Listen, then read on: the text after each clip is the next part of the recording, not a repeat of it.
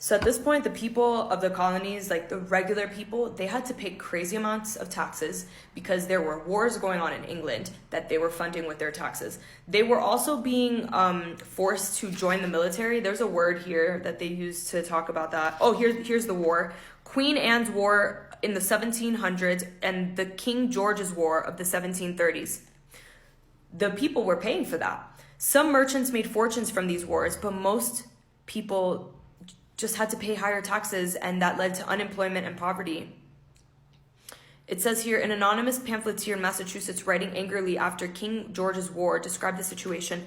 Poverty and discontent appear in every face except the countenances of the rich, and dwell upon every tongue. He spoke of a few men fed by lust of power, lust of fame, lust of money, who got rich during the war.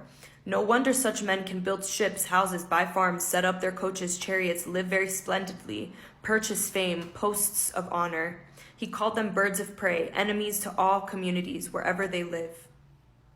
The forced service of seamen led to a riot against impressment in Boston in 1747. So impressment was like a draft, basically. The seamen had to be a part of these freaking wars.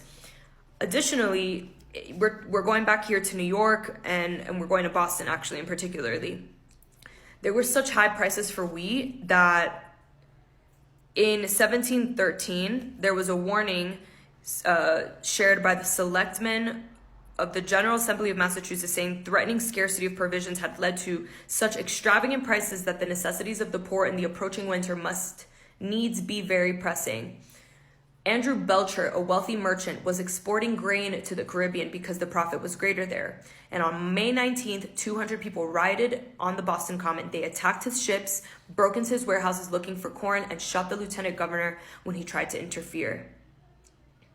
8 years after the bread riot on the Common, a pamphleteer protested against those who became rich by grinding the poor, by studying how to oppress, cheat, and overreach their neighbors.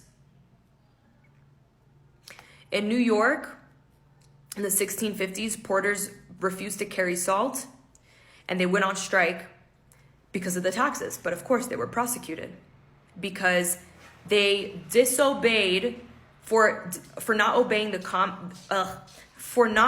command and doing their duties as becomes them in their places.